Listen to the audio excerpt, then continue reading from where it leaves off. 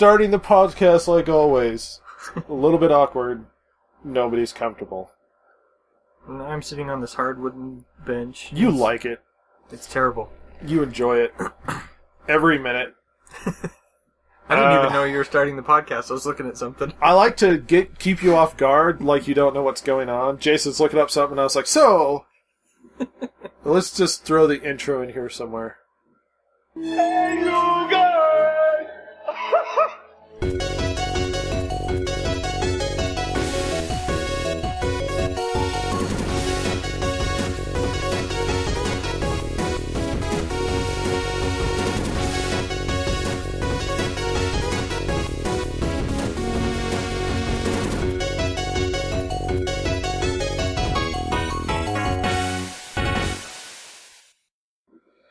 Anyway, episode 93, we're hanging out on Friday, keeping the excitement high, keeping it going, Lindsay. Woo! Woo! There you go. That was such a forced woo. I don't feel the genuineness of your woo. That was pretty genuine. They had low stock woo this week. They were out of woo. I need more woo. Yeah. I've been running low on woo for a while now, but I don't want to have to go to the store for it because I've just been lazy. And it's mostly import, and it's not as good. Yeah. Like import stuff's never as good. Import woo is not as good. Because, I just thought of something depressing and slightly racist. Sure. Really? No, I was like, well, it's not as good because they have to import it from Africa, and it's mostly sad. Oh. I told you. It's better than woo from Russia. It's mostly sad and slightly drunk. And everything's a little bit aggressive. Yes. Slightly ornery all of the time. It's like ornery sad. Yeah. This is high class. This is high class content right here. Yeah, very high class, let me tell you. Does their woo come with the cameras, dashboard cameras? Wow. I love Russian dashboard cameras. They're so funny. Me and Jason have watched hours of that. He's come over it's like we were terrible going to do something, and we've watched, I think, just an entire evening of dashboard camera crashes. It's terrible to think about that, but they're entertaining. It's one of those train wreck situations where you're like, you can't tear your eyes away as this huge tire comes bounding down the road and takes out well, and logically you want to say, hey, because there are more cameras, you see more crashes. Right. But overtly, you're going, man, Russians are really bad drivers. It's so true. Well, the fact is that you're watching that dash cam video, and you see this guy flying down the road at 100 miles per hour on this much. You can't see this, but on like amount. 3 inches of ice. You know what's the funnest thing to do? To watch it and try and predict who's going to be in the crash, because most of the time you're wrong because they always come in out of nowhere and just rail somebody. Those are the best ones, though. Yeah, where you're like, I think it's that guy. He looks like all of a sudden a car comes out of nowhere and just drills somebody else. You're like, I didn't even see it. I was looking at the other guy. Or you're sitting there watching and you see the pedestrians. Oh, and you're like, he's in trouble. He's in trouble. Escape. Get out of the street, Grandma! I'm worried for you. You need to help your children in the future. There's literally sometimes grandmas that are crossing the street, and you're like, "Oh my god, no!" And you Grandma. you instantly have expectations that she's gonna be hit, and you're kind of freaking out a little bit, and then something else happens, like on the other side of the screen. Well, sometimes it's been like you see somebody, and they're crossing the street, and you're sitting there. Oh no, Grandma! And Grandma almost gets it. The unsafe speeds that Russians drive during winter conditions is just ridiculous. I know. It's like the they're 90 Formula 1 cars. They're driving. The 91 mile per hour. And not only that, but it's like you'll see somewhere it's like a guy gets driven off the road and somebody goes flying past and then goes off the road as well. You're like, maybe you should have taken an indicator of the other guy that went off the road that didn't successfully navigate this highway in a blizzard. Or there's the couple of videos where you're watching and the guy is driving safely, which is kind of a bizarre thing to say about Russian drivers. But he's driving safely, and he can't find the road, and then he finds the edge, and the next thing you know, he's tipped on his roof. He's rolling out, yeah. Like I said, logically... There's just so much snow. Logically, it's very probable that Russian accidents are comparable to the rest of the world. Right. Watching it, Russians are terrible drivers. Their cars also seem to be made of, like, aluminum foil, because they get crushed. They come apart. Well, they're toys. It's like the slightest thing, like they hit a rock and it flips. Like they get hit by something else and it spins out of control. It's like they're toy box cars. Or they get hit and it's like... my uncle had these toy cars from when he was a kid, and we used to play with them. And they had these those cords. Heavy old school cars? No. They were these. They had these pull cords and this big wheel. Oh on the bottom. Yeah, I had those. You'd yank it and you'd send it off, and it would hit something, and the doors would fly off, and the hood would fly off. I had They were those. awesome. That's what break the Russian on cars. purpose. Yeah, that's what the Russian cars are doing. They hit something those. and the doors fly off. Yeah, the realistic off. crash stuff. Because like at a young age, they're teaching you car hit something, it's probably not going to be okay. Yep, You pull the rip card and it hit stuff and everything would come off. I It never was had cool. those. Those sound And like the awesome. front of it Awesome. would crumple up and stuff. It was cool. The newer ones would. Yeah, the ones my uncle had. One was purple and it had green hood and green doors, and the other one was So it was a crappy vehicle anyway. the other one was a blue car, and I forget what color the doors were, but my cousin and I would play with them all the time. You'd pull the ripcord and you'd send them flying across the room, and they were so much fun. They'd crash and pop apart, and you put them all back together. Awesome. Jason, what did you do this week? No Gotrek and Felix this week. I know See, you're all Lindsay was disappointed betting about on the fact that you were going to talk about it. Nope. She's like, without fail, Jason's going to bring up Gotrek and Felix. Well, or some other it up, but It's like I don't listen to the podcast every week, mostly because the last couple times I've been on it. But I've been like, I wonder if he's going to be talking about that book again. Well, it's like that cliche of you would talk about Borderlands and I was talking about Dark Souls. Mm-hmm. Like for weeks on end. Right. I got to the point where Chance was complaining. He's like, I wonder what you guys did this week. Maybe Borderlands or Dark Souls related. I did look up some videos of playthrough on the Tales from the Borderlands. And there's this one part where you have to... Evidently, you have to do a retinal scan, but you don't qualify. And then they find this body in like a chamber. And they think it's dead. And so they can't get the body out of the chamber. So they use a spork to get the eyeball out. And then they find out the guy might not have been dead before they were digging his eyeball out. Gosh. It's kind of disturbing. No, I played some more Dishonored. I was trying to get through this one area. What is that? An image of what is considered to be the greatest video game hamburger ever seen. A guy That is awesome. A guy took a video I thought that was capture like of an it. actual picture. Or No, it something. wasn't. It's pretty good. A guy took a video capture of it while playing Battlefield Hardline. And he stopped and he's like, look at that hamburger. Is that a condom on the desk? Yeah. Cigarettes, which are flat, paper, notepad, condom, hamburger. Anyway. Weird combo. Yeah. I was playing through... I went back and played this level again because evidently when I played it through the first time, I killed 2 people. And so I went back and tried it again. It'll tell you how many deaths you've... Yeah. So I went back through and I tried to play it again so I didn't kill anyone. And I also tried to make it so that nobody found the bodies. Because you don't kill... You when you choke somebody out, if you just leave them there, a guard can come along and find the body. So you pick them up and drag them and leave them somewhere where they're not going to be found. Garbage cans work in that game. Well, I was in the High Overseer's office in his building, and I was taking him and putting him on the ledge outside the window. And I still had 3 bodies found. They were all laying outside. Wow. I would take him over to the window, I'd jump out the window, I'd go find a place on the ledge, and I'd drop him there. Nice. Bodies are hard to hide. They are! It's amazing. All those years of playing Metal Gear Solid I see didn't come in handy. I didn't play Metal Gear Solid. Yeah, I'd shove bodies in lockers and whatnot. Get in there! Apparently there was a winter storm They go down the list, letters by and Right. they randomly generate. Apparently, there's a winter storm called Ultima, and somebody posted maybe it should be called Blizzaga. Nice. Lindsay doesn't get it because she doesn't play Final Fantasy. Yeah, I don't get it at all. I used to have a macro that was for my Blizzaga in my Final Fantasy XI online game. Blizzaga. Yeah, Blizzaga.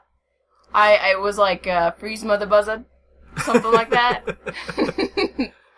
But I love that spell. It's a lot of fun. What have you been doing, Lindsay?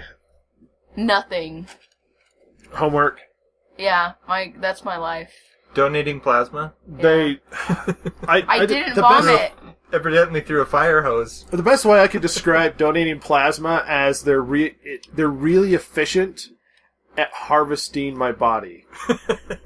I went in, and it's like they're so good at it, but I left with almost like this sterile, uncomfortable feeling of like they're really efficient at harvesting the necessary things they want out of my body. And if it was like a serious thing that's unreplenishable, I'd be really uncomfortable with what I just did. Yeah. Like, they try to make it as easy as you can. You lay in a chair, you watch this TV that's on, and it has, you could sit there and listen to music or whatever, and they just, like, pump you out, and then they put the red blood cells back in. But man, are they good at it. I imagine that's what it would be. If they did that with the kidney, that would be weird. Well, I imagine that's what it would be like if they were harvesting, like, stuff from, I don't know, Jews in World War II. Like, just the horrible, they would get really good and efficient at it. Like, remember... I'm never going to be able to think of it differently now. You know that, right? Remember in Auschwitz, I believe either that or it was Dachau, where the guy in charge actually created a way to make it more docile and more understandable, where they'd bring him in on a train, and they made the camp look like a train station. Uh-huh. And they literally drew a giant clock on the wall that was always set to that specific time. Because it was meant to look like a quote-unquote train station. And so when everybody would get out, they're like, oh, well, we have to de-lice you, set all your bags to the side, everybody go into the showers, then horrible things happen. But they made it seem as docile and normal as possible to make it as efficient as possible to execute mass amounts of people. Not to bring the podcast down or anything. It's amazing the horrors of cruelty that humans have been able to stoop to. Which related to giving plasma. Yeah. Whenever I give blood, the person that's taking my blood always is surprised at how fast I can fill up the bag. Always. I need to get better because I got actually pretty had good that at same effect when I went in and donated blood. Well, you're kind of tiny. It would be kind of... They were like concerned because I did in like 8 minutes. What have you picked up, like a efficient thing on being able to pump it or whatever? No, it's just they tell you to squeeze the thing every about 5 seconds, and I don't know. It's I pumped it like crazy. I sat there and I went. And I was like, I'm determined to win. But about 8 minutes, that's about how long it takes me, or a little bit less than that to fill up the bag. I do less than that usually. What they do is they look at me and they're like, they think that you're typical. Most people take 15 minutes or so to fill up the bag. And then they sit there and they go, whoa, wait, stop. They almost always do that to me. They're like, wait, no, don't do it anymore. You're done. When he stuck my arm, it hit his face mask. Like, it spurted, and it stuck him. And he goes, oh. Like he wasn't expecting it. I'm healthy, and I got a lot of blood. I actually did nerdy things this week, unlike the other jokers on this podcast. Hey, I played video games. Yeah. I studied microbiology. That's not nerdy enough. Apparently not. I played NFL 2K2. And I keep thinking maybe every time I win a game, I'll like play one day and I'll win a game and then I'll report how I won. Because I sort of described it to Chance because I'm slowly winning with the Cardinals. Right. I almost want to restart so I can have game reports all of the time. Because I play like a nutcase. Like I don't understand anything about football. I blitz constantly. Like just perpetually blitzing. I'm always like ridiculous pressure on their quarterback. Makes sense. Unless it's third and long, then I'm just out there trying to cover for, like, passes. Because there's no way they're running That's for what they're going to try to do. Yeah. I always go for it on the fourth down. I almost never punt it unless I'm, like, on my 20 or something. And then I'm like, I gotta get this as far down the field as I can. Now, I actually saw this statistical research that somebody did, which a high school coach used as justification for his plan. And apparently the statistics say that going for it on the fourth down overall makes you more successful than punting it.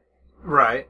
That makes sense. And he goes for it all of the time in the fourth down. Now, I can see occasions where it doesn't make sense. You're on your 20, or you've got like, or you're farther along on your end than you are on their end. Yeah. Or you have like 25 yards to go on the fourth, and it makes no sense to try and go for it. You're like, unless this is the greatest pass that's happened this season, there's no way I'm going to make that first down. I almost never go for field goals. I almost always go for the 2-point conversion. The safeties. Yeah. I'm like, oh, screw it. I'm running in. Safeties when you tackle them. In their... But you get 2 points for it. Yeah. I've been rolling out one of the meanest defenses, mainly because I'm blitzing like a nutcase.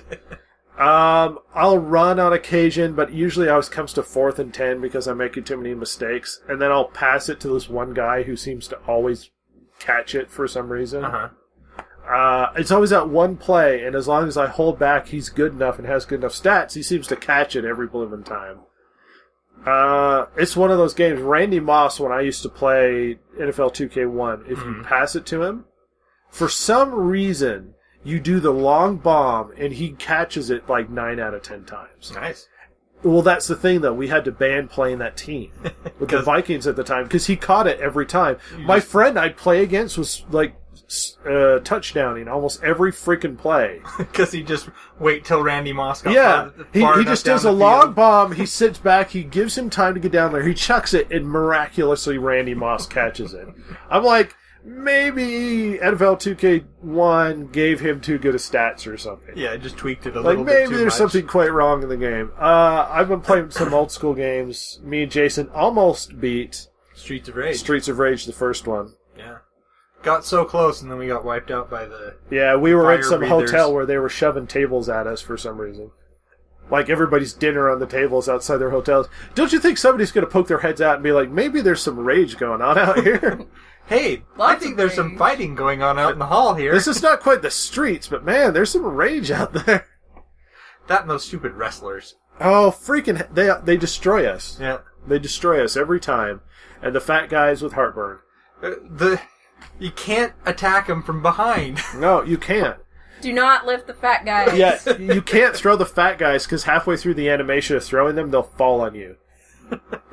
When it happened, I was like, oh my gosh, you can't throw the fat guys. And I told you about it, and you laughed. And then you saw it, and you laughed again because you were like, wow, well, it's hilarious. True. Yeah, because you go to throw, and you go, and then he lands right on top. Anyway, we have email from Chance, I'm sure. Me and Chance have been chatting this week.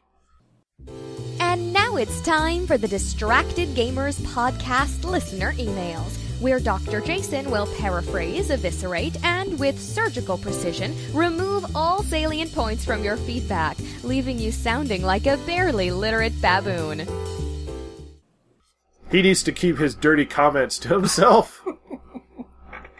He actually, his email this week is highbrow for part of it, and then he's like, yeah, enough of that crap. Yeah, he's cleaning it up for us. Well, no, it's like, here's hoping this message finds you all well and good in spirits. I've not much to relate in this weekly installment of my electronic communications. Wow. Very highbrow. That's heavy. Like, you could tell he's trying. He's trying really. Yeah. Can I just say really quick to interject? Yeah, go ahead. Dark Angels and Pretty Freaks, sort of a friend of the podcast, is having their 1-year anniversary here. I think it's this week or next week.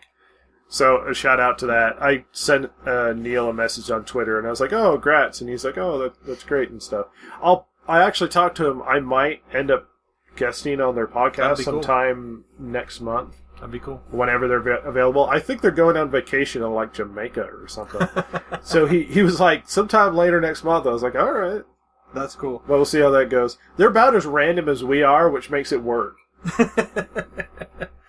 But he's said that his Friday evening is slow at the moment, and he said that it got to the point where he was almost wishing that there was some kids in the store to make some noise and stuff, because there was nobody there. You can tell when it's slow with Chance at his job, because he posts so many like posts on Facebook, and they come in like big spurts. So he's either on a break or he has nothing to do. Right. And it's like you'll see like 5 or 6 or 7, and he'll chat with me for a half hour, and all of a sudden nothing. And I was like, suddenly he has something to do, and then all of a sudden you'll have big spurts of like doing stuff. But yeah, he said that he actually had to chase some girls out of the store who were making themselves a little bit too comfortable in the bedding section. What, like taking naps? Yeah, something like that. Like told them that they had to get out. That's awesome. You know, if you really wanted to be a jerk, especially in a bedding area. And I'm giving suggestions to people if they're in, Arkansas, hopefully by Chance's area. You go in, it's raining outside, muddy shoes. Oh, that's awful. You're tired as could be, you act drunk. You crawl into bed, throw the blankets over you, fall asleep, dare them to get you out. And hopefully you're like 300 pounds or something. Like they're going to have to roll you out of that bed. Let's see. He accuses us of doing the same thing this week.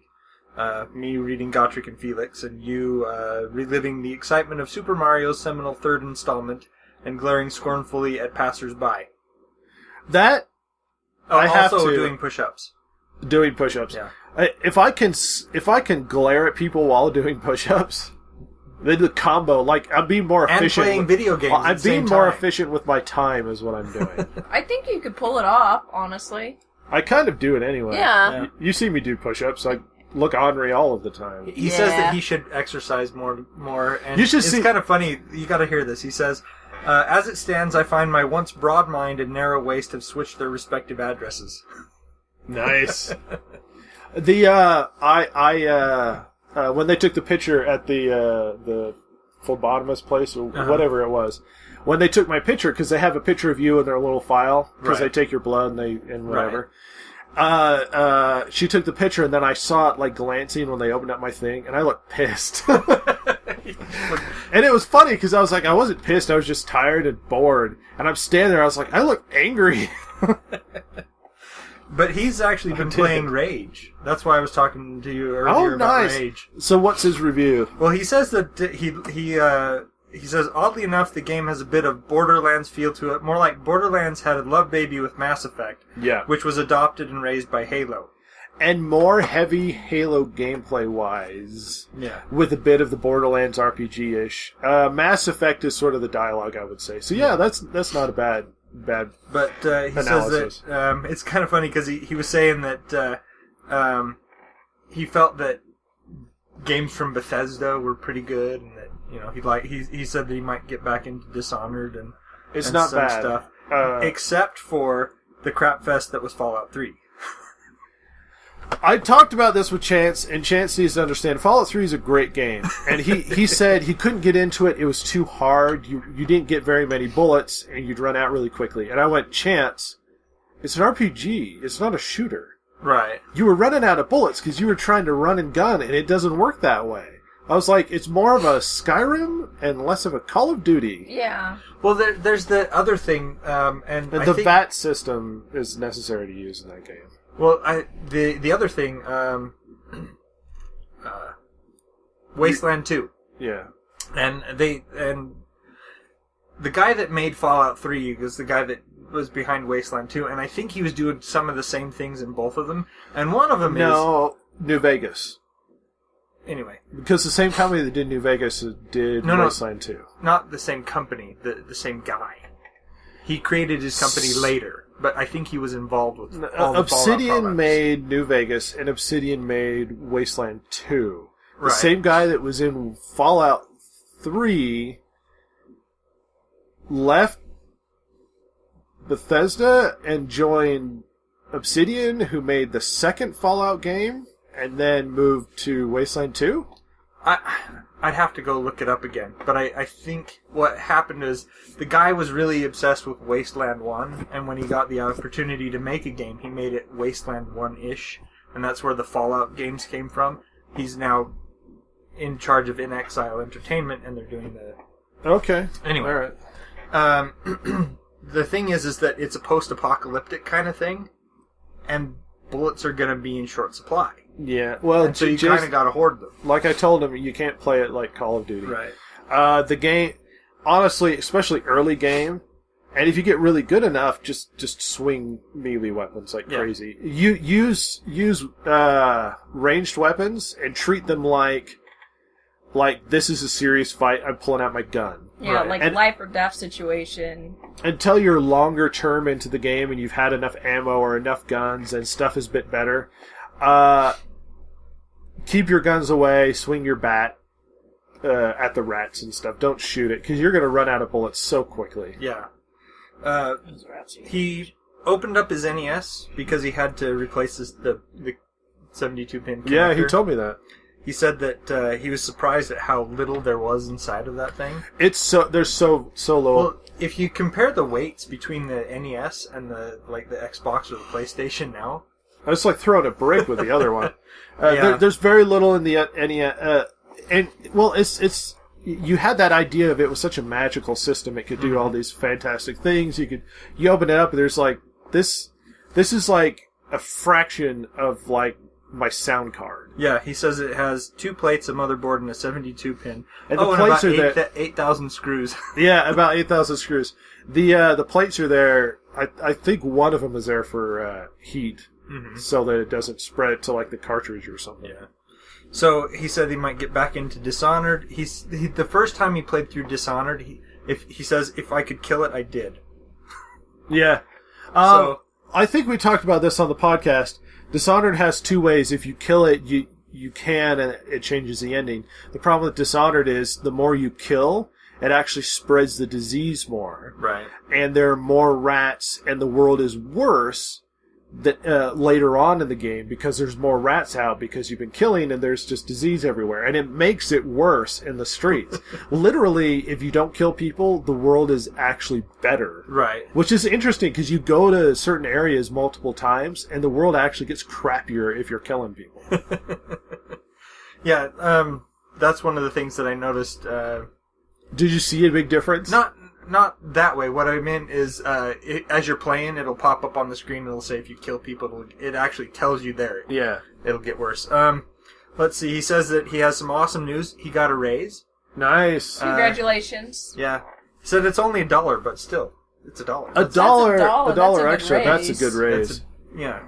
And they have this thing down there called Riverfest where they have a bunch of bands come. It's a 3-day thing. He says that he's been avoiding it recently because he says, let's see, haven't attended for years because the bands have all been retread southern rock groups and almost dead country singers long past their prime. But he says if you like that kind of thing, it's $20 well spent. This one, Hailstorm is going to be performing. And Hailstorm is his favorite band. Because of the girl. Yeah. Yeah. I have no idea who Hailstorm is. Like, I could hold my own in conversations, but I'm not a music guy. But he says, let's see what else. Wow. The Pretty Reckless. Evidently the girl who fronts the band was Cindy Lou Who and Grinch. Uh-huh. And then Better Than Ezra and 311. I've only heard of Better Than Ezra. Well, no, I have heard of 311. I've heard of the Pretty Reckless, and it's like the girl who sings in it is just silly because it's like she had a good career and everything, but she's just like a pissy little girl that like wants to be all cool, and so she's trying to be dark, but she's really not, and she's just scrawny. But she's got a really good guitarist playing for her, so... So, he's taking his kid, taking him to his first rock concert. You're an irresponsible father if you're letting your kid eat at Waffle House at 1 in the morning or whatever it is. 11 at night is what it was. Oh, boy. Anyway... He was, yeah. He said that his wife isn't going because she's decided not to risk anything at this point. And there's going to be drugs and stuff in the. Well, first time people are gonna be pregnancy, smoking. ladies get really obsessive about it. I'm currently trying to watch little video clips, early video clips of Attack on Titan, the live movie. action. Yeah. Wow. Whoa. It looks freaking awesome. It does look pretty cool. So he laughed about you not wanting to spend money needlessly on eating out. Nice. He says that he had a situation where he went out on a date, but he was broke. And the thing is that he mistook the date and time and stuff, so it happened before payday, and he had barely enough money to pay for the food. And so she wanted to get drinks, and he's like, well, maybe, first dates are awkward enough that we don't need to throw booze in there. So he says that he thought he might have come off a little bit cheap. Didn't get a second date. Probably, you wouldn't want to go with her anyway if she's going to be drinking on the first date. Let's see. He says that he hopes you understand that he was being facetious about the brownie points thing. No, I know what Chance is, and I know what he does, and he makes comments to make specifically me uncomfortable. Knowing that it will, despite the fact that he knows that nothing's going to come of it anyway. Yeah. What? Don't worry about it. Okay. Lindsay doesn't pay attention and comes back and is like, wait a minute. Yep. I just don't recall. He suggested I was going to get brownie points, wink wink, because he got that Little Mermaid. Oh, I gotcha. And I was like I could cash them. No, you could actually cash them. I'll make you brownies. See? Lindsay's he wants you to vacuum his room, remember? Yeah, I agreed already to do that. But the problem is he wants me to do it against my will. Yeah. That's the only way I know that I'm really dating somebody. If you do things involuntarily. This room needs a vacuum. I'm going to go get it. And I'll be like, yeah, I'll do it. I like vacuuming. It's calming. That's the problem, though. You like doing it. And in fact, you get so anal about your carpet, I get, uncomfortable walking around your house. So evidently, he says that his wife has an uncle that's like that, where if he gives you something, it's like you are now in debt to him because it's... Yeah. We've already got that thing going on with Chance. And Chance is picking fights with me to not pay him for things, but... But yeah, he said she told me from jump to never accept any gifts or favor from him. She says he will hold it over you for eternity. Chance gets so casual about it. He's like... Because I was like... Because he picked up some games that I couldn't find out here for really cheap, too. Mm-hmm. And it was like a couple games for $3-4 a piece or something. Right. And I was like, oh yeah, pick him up. He's like, yeah, great and stuff. And I was like, and it was today where I was like, well, I need to pay you for that. How do I pay? He's like, oh, don't worry about it. I was like, no, dude, I need to pay you for the games I asked you to buy for me. He's like, well, if you have to, here's my... I was like, if you go to a gaming store and you go, anything here interests you and I ask you to buy it for me, probably means I really want you to, get compensation for it because I asked you to do it. If you just start sending crap to me, I can't control you. But he says, at the end, he says he hopes we have an awesome week. And he says, hashtag let Lindsay speak, and then hashtag Q&A. That should spread across the internet. Let Lindsay speak. It's and not like we stop her from speaking. They will have very low key. We'll have podcast memes of her being gagged or something. Yeah, she's sitting in the chair, just trussed up with the duct tape over her mouth. What is I'm sitting on her shoulders. Duct tape is silver. Yeah. The problem is, I just get so tired, and we're already looking at 11:30. My Lindsay, bedtime don't talk stuff anymore. is. Oh, okay. Oh yeah, I'm sorry. Yeah. Hashtag let Lindsay speak. What did you want to say? Silence. Don't say anything, but what did you want to say? Say it without saying it. Sign language? Cup, my eye, it hurt when I got it in my eye. Sleeping? Somebody put you to sleep with a cup that got stuck in your eye. You're stupid. Appreciate it. That was it. Alright, we're gonna do the news dump. Lindsay's favorite segment. Wee! Well, wasn't it woo? It's a Wii now. Are you stocked up on Wii and not enough woo? Actually, yeah. I got the Wii down. I just am out of woo. You do Wii quite frequently.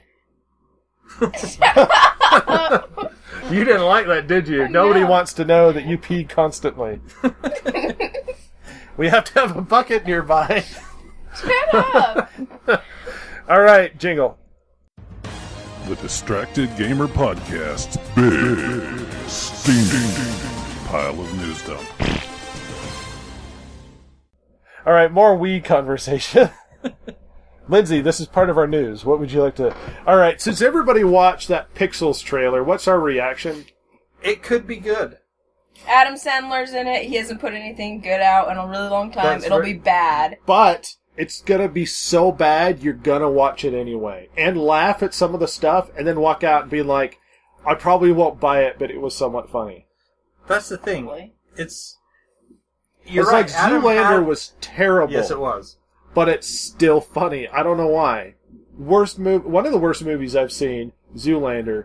Still, I quote. think if you go- I quote stuff from that movie frequently. Yeah, I think if you go in with the expectation that it's going to be stupid and terrible and bad, then it'll probably be fine and you'll get a good laugh out of it, but you're not going to buy that movie. They're breakdance fighting.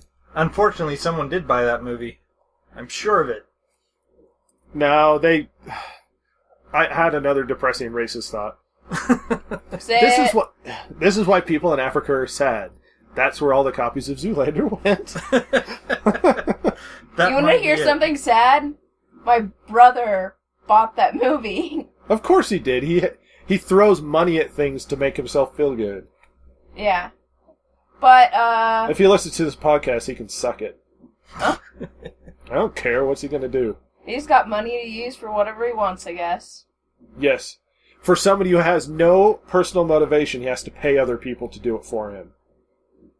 Petty little prick. I'm not joking. He's a piece of crap. Okay. I'm just saying. It's on the air now. This is serious. This is serial, you guys. Pixels could be pretty good. It That's could the suck. thing. It's going for nostalgia because it's bringing in those old video games that we all used to play as kids.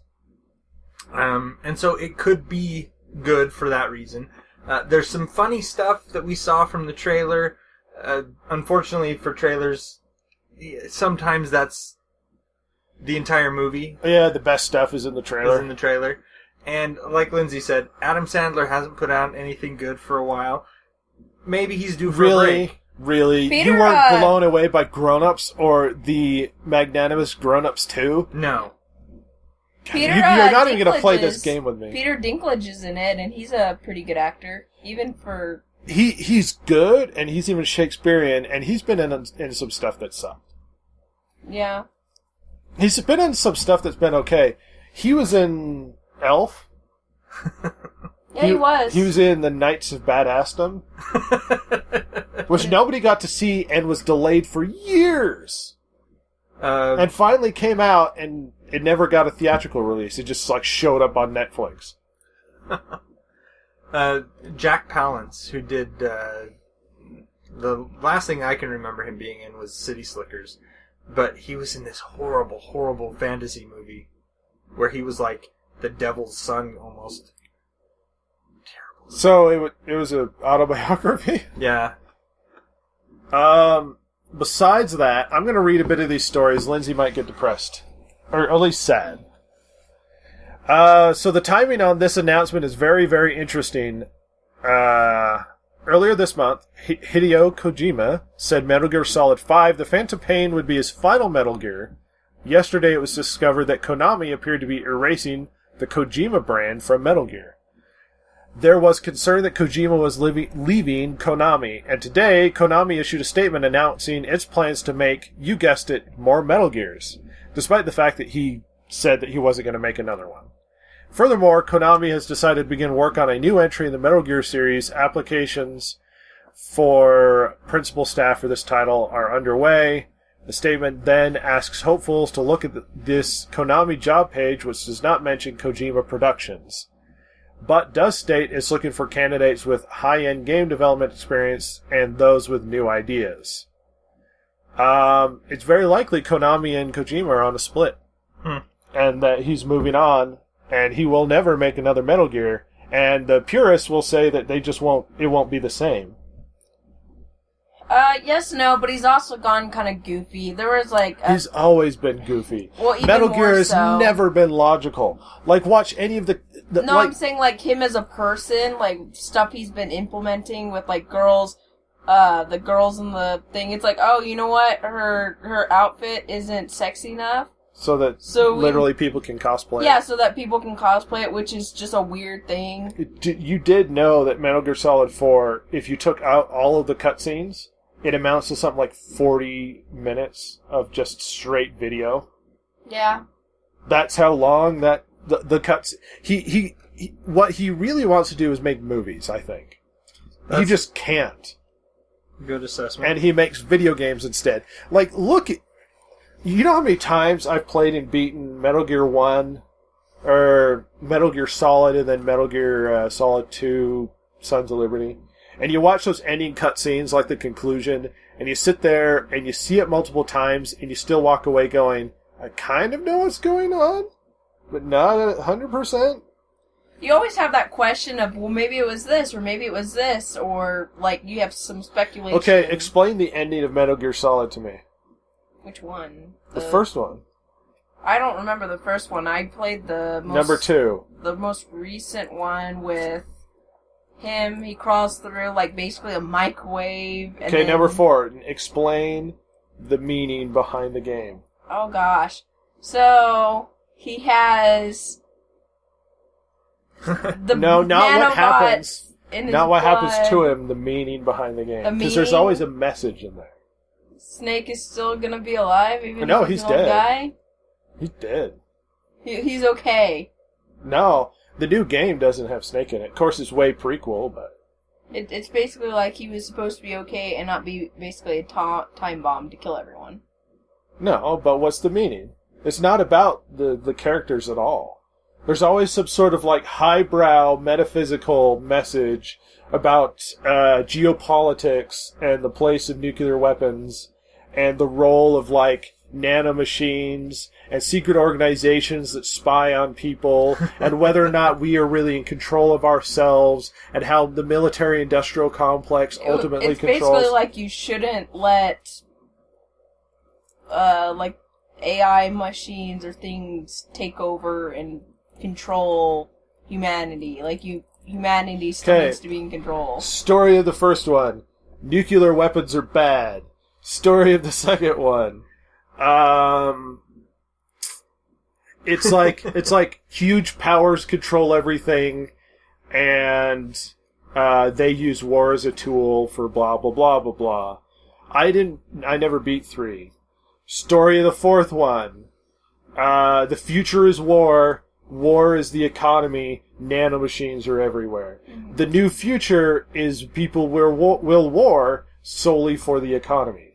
It's not fight to get money and resources. It was fight because our economy is based off of war. Yeah.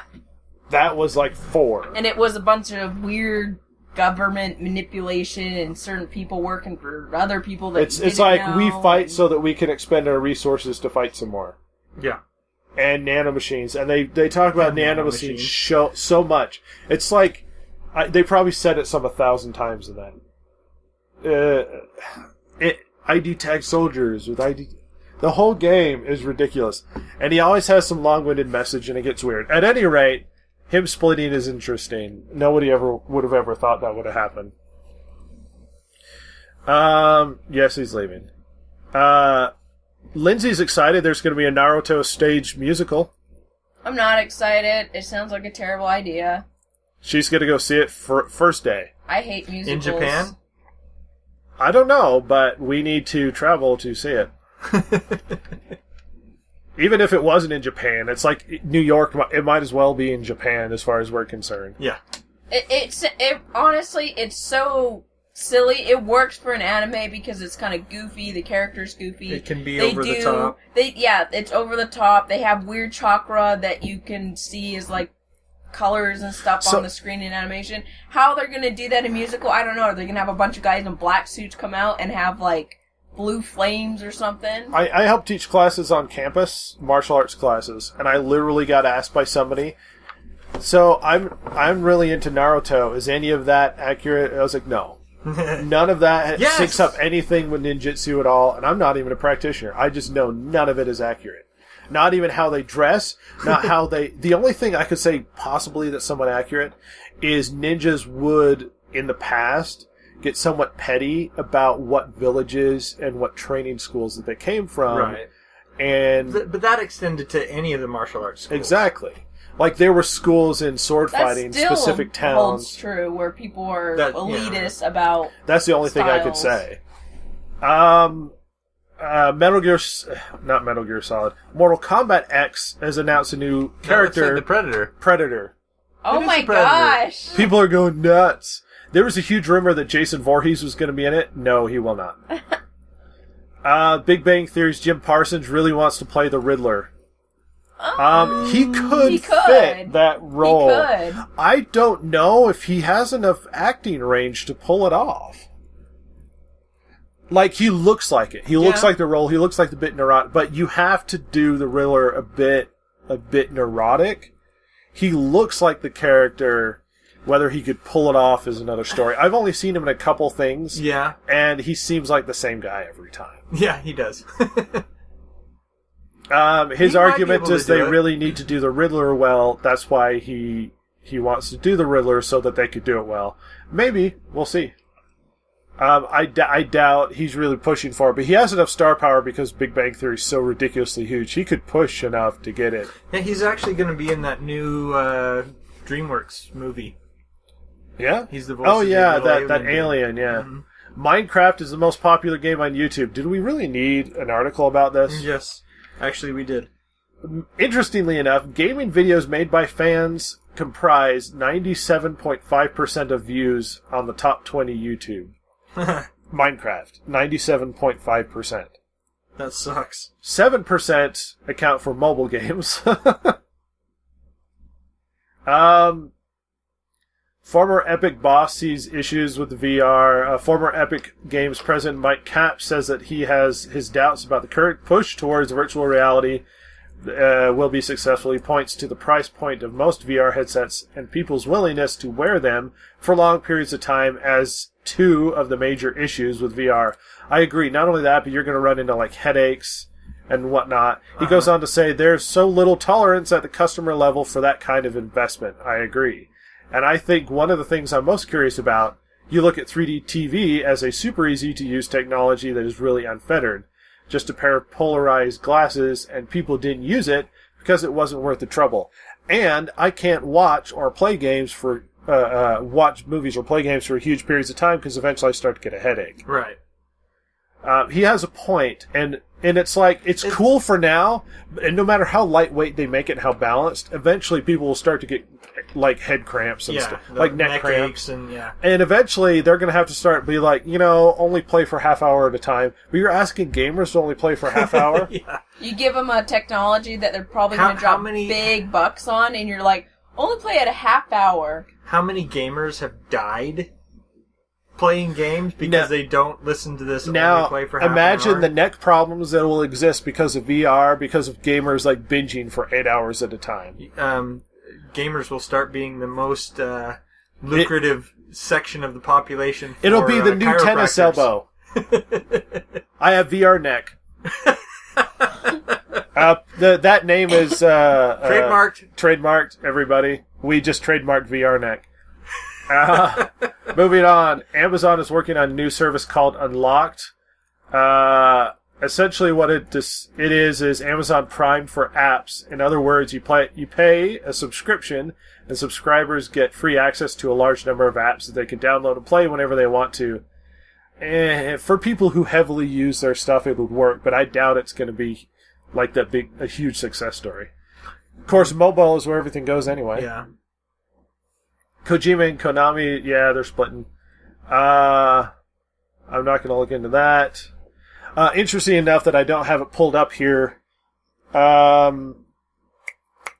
Nintendo is moving into the mobile market, which we talked about. And I think I have a story here. Let me find it. Where Nintendo is actually working with somebody to actually make Nintendo IP phones and whatnot. I don't know if this is the best idea in the world, but we'll see. Making noises while I look for things. Lindsay, say something to fill in the gap. Lindsay? There's ringing in my ears. Nintendo partners with DNA to bring Nintendo IP to smartphones and tablets. We'll see. Showtime, HBO, and Sony are seeking special treatment from ISPs for online offerings. After all of the effort with net neutrality, they're now seeking special... Anybody who thought it was about freedom is stupid. It has nothing to do with freedom, it has everything to do with money. Citing anonymous sources, the Wall Street Journal report claims that these content providers want the online versions of their TV offerings to be treated as managed services. Instead of putting their web traffic on the public internet's main thoroughfare, they want to be in separate lanes that would ensure their content gets special treatment. In effect, they would move them away from the congestion of the internet, which they fear will only get worse as people opt to stream movies and TV shows on the web. The other benefits, a separate lane would be exempt from monthly data usage thresholds operators enforce for public internet traffic, saving customers from surcharges that can kick in if they binge on too many episodes of Game of Thrones or Homeland. Reaction? That makes so complete and perfect sense to me. That they're like, we want yeah, special but consideration. how horrible They're of them to going to ask them to pay more money, and then they're like, we would pay you more money for special consideration? Well, see, that's the thing. What Please the don't IPs slow down our Netflix. And Netflix like, could we pay you more for a special... Well, see, the thing is that at first it was the IP saying, you need to pay us more money because you're using more of our services than anybody else. And that's bad. And we don't want But as long as the company is going to the IP and saying, we will pay you more money to give us consideration, that's capitalism. Yeah. The other way around is oppression. Yeah, essentially. How dare you? How dare you as a big company prevent this big company from doing what it wants to? Moving on, Square Enix is shutting down Final Fantasy XI for PS2 and Xbox 360. That's a bummer. Not that you were going to go back, but it's an end of an age. Yeah. For you, at least. You played it a lot. Like 8-9 years and 200 days of playtime. Probably more, actually. But apparently it's shutting down in 2016, so there's still another year. They still have a computer, right? I don't know. Yeah, eventually that'll shut down eventually because they have to pay for probably. the servers. Because everybody has to convert from PS2 to an Xbox to computer if they have it. Which I never liked the computer version of it. I always preferred to play it with a controller. Wait, those games are for the PlayStation 2 and the original Xbox? Xbox 360. Okay. Yeah. But yeah, PlayStation 2 would play. You would have to get a hard drive, and I remember dropping $100 back in the day to get a hard drive to run that game. Yeah. Big MMO, and that's one of the ones that we talked about being a cross-platform online player, which is a unique feature these days. Since most games don't actually do that, you have to stick to the console. Skateman Intense Rescue developer, apparently that's the name, uses a DMCA takedown against Jim Sterling video. Now, why is this a big deal? First of all, this happens frequently to YouTubers who do stuff. However, they did it to one of the loudest and most influential voices when it comes to video game reviews, Jim Sterling. And when I mean loudest, I mean loudest. Like, he says stuff and people flip and listen. Used to work for the Escapist magazine until he left and did his own thing. Having to take down one of his videos, I would say that's a mistake, and because they're going to hear about it forever. It's like find one of the biggest, most influential people out there. It's like, let's say, Bill O'Reilly, big, loud voice on news. Right. And it's like, so, you want to audit somebody. You really want to audit Bill O'Reilly? He will tell people about it. Yeah. Like, if you want to make the situation worse, hit the guy who's got the biggest voice in that medium. Right. Yeah, the guy that's going to be the loudest. Yeah. Oh, I found it, by the way. Brian Fargo is the guy's name, and he was the one that's behind Baldur's Gate, Icewind Dale, Planescape Torment, Fallout. The IP moved with him. Oh, I see. I like this program. Give blood in Copenhagen, and you get Bloodborne for free. Which I think is really cool. I like the idea. So, we need to go to Copenhagen? Yeah. I'm depressed. I can't get it. I really want to play Bloodborne. Anyway, Drive Club Maker Evolution is hit with layoffs. 2 men are charged for stealing 3 consoles from Palo Alto's Fry's Electronics at gunpoint. You went in there at gunpoint and that's all you stole. Yeah. Not the money, not... Well, you remember day one releases of PS4s and stuff? Guys were getting mugged in the parking lot after purchasing it. Yeah. But, see, that was day one. Yeah. Police announced the arrest of 30-year-old David Ganadra of Hayward, who allegedly pointed a handgun at Fry's loss prevention employee when he tried to stop them, and 30-year-old Jason Fayed, who ran off with 3 video game consoles worth $1,200. So we're probably talking PS4, Xbox Ones. You'd hope so. Or overpriced 360s. Yeah. Collector's Edition NES, I don't know. Final Fantasy 15 demo is being sold on eBay. Interesting. I'm sure people are paying ridiculous. The price averages to be between $15 on the low end and $46 on the high end. Interesting. So they're basically just copy discs that people are throwing out there. Well, it's kind of funny. They released this demo with their Final Fantasy HD or whatever it is, and I've heard some things on the internet where... they're selling the demo voucher code that comes with games that were packed with it anyway. Yeah, but it's kind of funny. What I've been hearing is people have been getting the game so they can play the demo. And have just been. And the codes have already been used or whatever. Well, no. They get the game. Yeah, and then they toss the game to the side. Is to get this demo. I can believe it. That increases the game's sales artificially. Yeah. Because less people would have been inclined to buy it. Riot Games' League of Legends will remain PC and Mac exclusive. Apparently, there's been a lot of people pushing for it to go PS4, VR, mobile, Xbox One. Yeah, Riot Games are like, no, we're staying PC. I'm not surprised, but yeah. League of Legends is just huge is the problem. Layoffs hit Perfect World Entertainment, which is unfortunate for them. ESRB ratings are moving to mobile and digital platforms. That's not surprising. They're becoming bigger. Here's an interesting story. Microsoft will allow pirated copies of Windows 7 in China to upgrade to Windows 10. Weird. Yeah. Yeah, me and Jason had the same reaction. We're like, what? Yeah. The only thing I can think of is that they're using this as a ploy to get money from people that have pirated the game. Yeah, that weren't going to give them any money anyway. And this is, we will let you upgrade, so now you're legit, and you pay us. Yeah.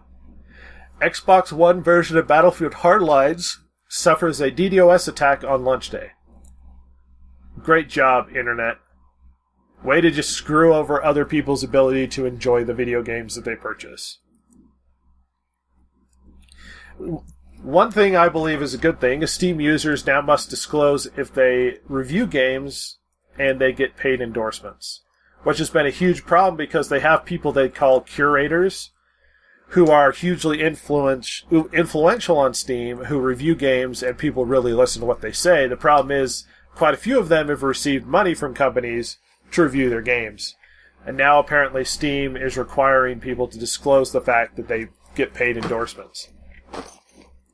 Elder Scrolls Online is now free. free to play at least, and it's probably basically going to be microtransactions all up the wazoo. FCC Chairman Tom Wheeler has told Congress, claiming that there is no secret directive coming from the White House about the FCC's stances on stuff. I'm not. There's no secret. I guarantee directive. that there is. Yeah, there is. FCC voted at its late, blah, blah, blah. It goes over the whole thing. There were no secret instructions from the White House. I did not, as CEO of an independent agency, feel obligated to follow the President's recommendation, but I did feel obligated to treat it with respect, just as I have with the input. Yeah, they did exactly what they did, what the President wanted them to. You want to know why? Because Tom Wheeler is a presidential appointee. Yeah. He's his boss. He can remove him whenever he wants to. I guarantee you he did what he wanted him to. You're not an independent group in the government if you're a politically appointed position. Yeah. You're not elected, you're appointed. You know, it's kind of funny the way that they do that in Great Britain. They have two different kinds of employees at the in the government. There's ones that are permanent staff, and they don't answer to the politicians. It's like, you go in, you may be a minister, you may bring staff with you, but you'll have permanent staff that you can't fire, that they know where everything is, they know how to do everything. And yeah, but then they get lazy. Yeah. Like, my dad was essentially what one might consider a CEO in the government. High-ranking guy. I'm not going to say where, just so stuff doesn't get weird. But he had people under him who would take 2-hour lunch breaks, who wouldn't do very much, and just crappy employees. And he said it was like pulling teeth to try and get them fired, and he couldn't do it. Yeah. Because they're so protected. It's like a union job in the government, and there's no way to get people fired, even though they don't do anything and are crappy employees. There's actually a pretty funny British sitcom called Yes Minister, and then there's a follow-up called Yes Prime Minister that kind of deals with this. Because the guy's the permanent secretary for this one cabinet minister post, or whatever they call it. Not cabinet minister, but this minister post. And he can't... He does whatever he wants, basically. Yeah, and the minister can't fire it, can't get rid of it. So he has the actual secretary and the other guy that just wanders around. Yeah, something like that, yeah. Foils his political maneuvers and stuff because he doesn't like them and things like that. Manchester, New Hampshire's Counter-Strike Global Offensive player gets targeted by a swatter. This pisses me off. Leighton Timmons, a 27-year-old who works in the IT department of a local college, says that police received a call purporting to be him and claiming that he had shot and killed his father in his apartment. Of course, he never called the police, and his father was not in the residence and quite alive somewhere else. When police entered his residence on Sunday evening, Timmons was home alone on Sunday night, playing and streaming Counter-Strike Global Offensive. He had been streaming the game online for 6 hours. After searching the residence room by room, police were satisfied that Timmons was a victim and not a crazed murderer. Police and fire department personnel were deployed to the location with several streets surrounded the location were blocked off for 2 hours. But all the cost of Manchester taxpayers was not disclosed. Somehow I made an enemy, someone who doesn't like me for whatever reason, Timmons told the union leader. Thankfully there was nothing to it. We believe it may have been some type of prank that's known as swatting. Like they're like, we haven't heard of this before. Because idiot, crappy people do it. I hope that guy gets caught. Yeah, same here. GameStop isn't cheap for throwing out game products. It's just terrible at recycling, apparently. A man who made a YouTube video of his dumpster diving exploits at local GameStop called the company cheap for not donating games and other game-related items to charity instead of opting to throw it in the trash. The video has over 500,000 views and managed to elicit response from the country's largest video game retailer. Hey, GameStop fans, we completely agree with the suggestions of donating games or accessories to charitable organizations. We do that routinely with our partners, Ronald McDonald House Charity. They're praising themselves at this point. Yeah. They go on to name a bunch of charities. At any rate, Regarding the dumpster video, it is our company practice to discard or destroy products that are damaged, defective, no longer working, or cannot be repaired. It is our understanding that this was the case with the products shown in the video. Personally, I don't think GameStop is lying because, unlike other American retailers, it actually resells used items in its store. Right. That makes sense. I agree. Good job. I wonder what people, why he thought about this, and did he try any of these out, or did he just assume? I bet he assumed, and he just wanted to rant about it. Sensationalized YouTube videos. Yeah. Are a thing. Okay, final story of the day. The FCC's open internet order, commonly referred to as net neutrality, has a major loophole in it when it comes to dealing with copyright and privacy. Reading through recently released 400-page net neutrality rules, Torrent Freak discovered a major loophole that gives ISPs the ability to throttle or block certain types of traffic as long as they determine that it is somehow related to copyright infringement. Nothing in this part prohibits reasonable efforts to provider of broadband internet access service to address copyright infringement or other unlawful activity. The FCC determined that copyright infringement hurts the economy, blah, blah, blah. I guarantee you most people are super in favor of net neutrality because they wanted to protect their ability to download stuff that for free. For free. I wouldn't be surprised if they started doing it. I guarantee you the second that they start in control of things, the second you're not going to be happy with the fact that they do it. Yeah. But this is how things go. And if that's what they want to do, that's fine. Mm-hmm. They're internet service providers. They're private. They can do what they want to. I don't know why they go on a thing about protecting other people's intellectual property, though. You know what I mean? Yeah. It's like, I don't have any skin in the game. This is not my money. I'm going out of my way to block you from doing things to some guy I've never met. I suppose Hollywood's probably putting a lot of pressure on them. Yeah. That's the thing. You're going to get a lot of pressure from the RIAA and Hollywood and stuff because that's who this mainly hits. It's the recording industry in Hollywood. Here's an interesting statement from the FCC. For example, the no blocking rule should not be invoked to protect copyright infringement, which has adverse consequences for the economy, nor should it protect child pornography. We reiterate that our rules do not alter the copyright laws and are not intended to prohibit or discourage voluntary practices undertaken to address or mitigate the occurrence of copyright infringement, etc., etc. So yeah, I suppose that this is a huge loophole that people aren't paying attention to. That's one of the things. It's like, yeah, I agree with you, but at the same time, it's how do you determine safely without prying into people's stuff, what they're doing? Because you know that as soon as somebody's going to start complaining, as soon as they... I knew you'd like that. As soon as they feel that they're being unjustly treated, they're going to jump all over this. Oh, yeah. But what are you going to do? Argue that you want movies for free? There will be people who do that. You're taking away my torrent. The day of that the internet was the Wild West is over. Eventually, it's just going to start being regulated much more than people have ever expected before. It's like, I was surprised. I watched this video of these gamers, and they did this thing for St. Patrick's Day where they all got drunk, like plastered drunk. Images of alcohol everywhere and them drinking. It's illegal to show images on television of people actually drinking a beer. Did you know that? They can hold it, they can't drink it. Huh. They can have it in their hands, but they can't put it in their mouths. Not that we wouldn't come to the conclusion that they would. It was all over YouTube that these guys were doing it, and I was like, that's not going to go on for long. They're not going to be able to get away with doing stuff like that, for better or worse. I think they should have the right to do whatever they want to. Freedom of speech and all of that, but the second the government gets involved, I guarantee you all of that's going to go away.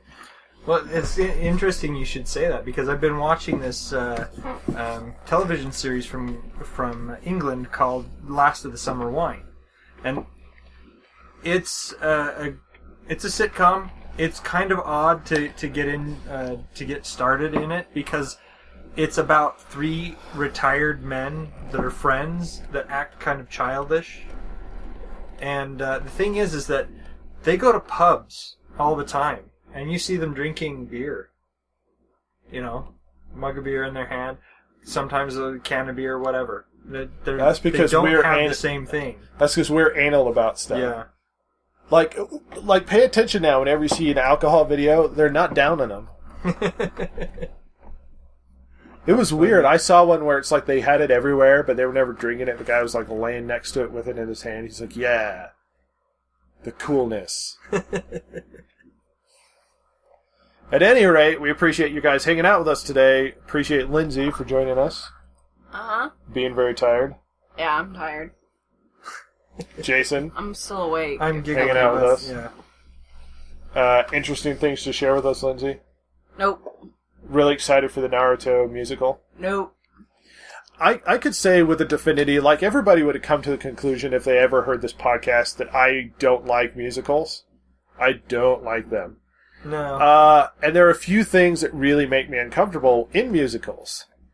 They try and interact with me, will piss me off, and they get way too close to me while they're singing and dancing. I don't want to be nearby you when you're doing ridiculous things. I went to go see Joseph in the Technicolor Dreamcoat, and I kid you not, I was on the aisle seat, and a lady was doing really high kicking and dancing and singing right next to me. And it's like you either look directly at her from like 2 feet away, or you look away like this person isn't singing and high kicking next to your head. And pretend like it's not happening and like looking at other things. And you're like, I don't like it. That sounds so awkward. And people go to plays and they're like, yeah, I want to sit in front. I was like, no, don't sit in front. You're going to be weirdly unless there's a close. splash zone, then always sit in front. I went to like Gallagher. No. They have What, like Evil Sea Dead. World? They had like Evil Dead, the musical, which had buckets of gallons. That might be the musical I would go to. I went to a musical. They have this place in the valley here where we live, where they do plays in this barn. It's this huge barn, and I've went and seen some in it. Have you? Yeah. 'Cause I knew somebody that was in it or something. I went and watched it. My nephew was in one. He got dragged in by his girlfriend at the time. I guarantee. Yeah. It was so funny. You've met him before. He's a pretty big guy. He's about your size. Kind of doofy, but yeah. Well, the thing is that he went with his girlfriend because she wanted to try out. So I can't he drove imagine him over he'd enjoy it at all. Well, the thing is that the producer, director, whoever was doing the casting, saw that he was a big guy, and they needed people to lift up some of the girls, so they cast him.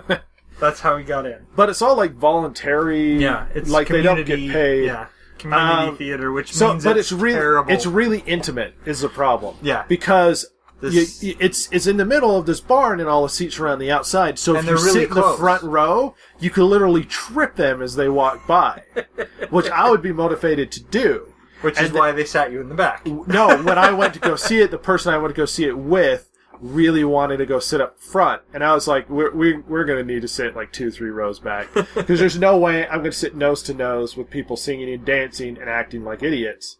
There's no way I'm going to be comfortable doing that. So Naruto, he's going to do like weird hand gestures that make no sense. That's how they focus their chi. He's literally trying to make Japanese moon letters with his hands. Dragon, goat. Now ninja stuff happen. It's like weird, not really sign language hand gestures. What does this mean?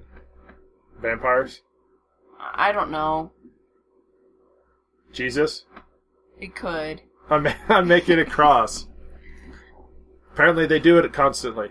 Yeah. Jason, anything you want to leave us with? Let's see. Go out and do something lethally stupid. Wow, he's advocating it. Yeah. You weren't supposed to do it during spring break, but now that's off. Well, see, the thing Now is that the time that you had to do it is over, do it when you don't have time. You do realize this is the internet, and when you tell somebody to do something smart, they go out and do the opposite. So I'm trying to use reverse psychology here. I don't think that works with the internet. Not for your guys' listeners.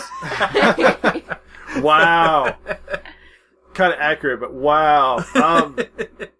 I think when it comes to the internet, they will always go to the lowest common denominator. So no matter what, if you say don't do this, they'll do it.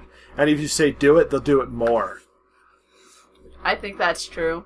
So it's like, don't stab yourself in the foot. They're like, I'm going to do it. And then you're like, stab yourself in the foot. They're like, I'm going to do it twice. Yeah, I'm going to get both. I'm not sure I did that right. I'm going to do it again. Chance, don't do it. Your wife's not going to be happy with us. Drink lots of milk. Listen to your parents. Do your homework. Weirdly enough, as suggested by Mortal Kombat. You know what?